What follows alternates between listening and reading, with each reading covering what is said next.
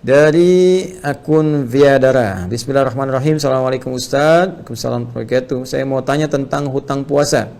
Karena saya pernah tidak puasa ketika saat mengandung karena saya tidak kuat saat itu. Bagaimana cara membayar fidyahnya? Jangan langsung disimpulkan fidyah dulu, saudariku.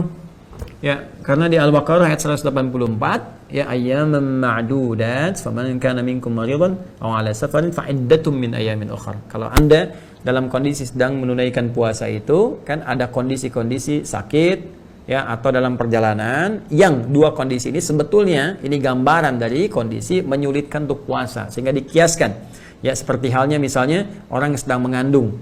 Ya, dia mencoba untuk menunaikannya tapi tidak kuat, ya. Ada satu yang dikhawatirkan mengganggu mungkin kepada janinnya atau pribadinya yang nggak kuat menunaikannya, seperti orang sakit yang tidak mampu untuk puasa ketika dia mau tunaikan dia nggak mampu, ya. Atau ada kekhawatiran tertentu, dia bisa, dia nggak sakit cuma khawatir. Cuman dalam kasus ini kan karena tidak kuat, ya, maka diposisikan sebagai orang yang sakit. Maka bagaimana cara dia kemudian mengganti puasanya? Jangan disimpulkan kepada fidyah dulu.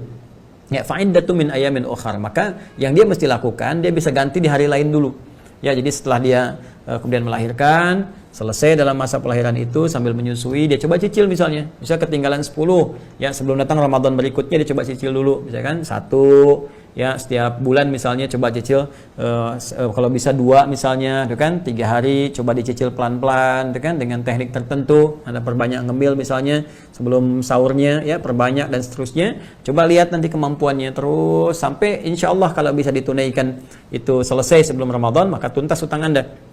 Ya, tapi kalau misalnya tidak ada kemampuan dan sangat berat juga, maka di sini baru berlari kepada fidyah.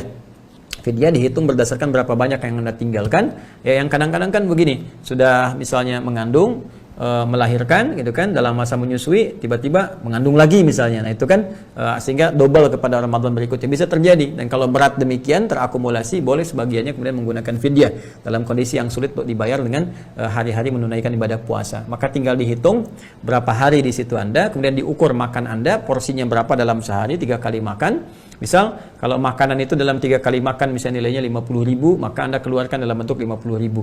Ya, diberikan kepada orang, bisa dalam bentuk makanan, diberikan bahan pokok lagi, ya, kepada seseorang siapa yang masuk dalam golongan fakir miskin, berikan. Ya, tapi kalau Anda berikan lebih banyak tadi itu lebih bagus. Misalnya berikan 100.000, 150.000 gitu kan, per satu harinya dikalikan berapa, tinggal nanti diberikan kepada orang-orang yang berhak menerimanya dari kalangan fakir dan miskin. Ya, saran saya tidak dalam bentuk uang, ya.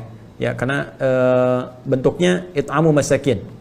Ya, ta'amu miskin. Jadi ta'amu miskin itu memberikan makanan bentuknya sehingga real. Bisa Anda berikan sembako aja, 150.000 berikan sembako. Sembakonya kasih, ya kan, kepada orang fakir atau orang miskin. Berikan kepada dia, berikan lagi sesuai dengan jumlahnya. Misalnya 10 hari, 100.000 kali 10 1 juta misalnya kan, nanti berikan pada si fulan, si fulan, si fulan. Khawatirnya kalau nanti Anda berikan dalam bentuk uang, dia berikan rokok lagi. Ya, itu yang repot tuh. Ya, dia belikan pulsa misalnya kan, nggak apa-apa, saya makan nggak makan nggak apa-apa, yang penting pulsa isi. Nah, itu repot tuh kalau sudah demikian, karena tujuan utama memberikan fidyah itu untuk memberikan kebutuhan pokok, ya.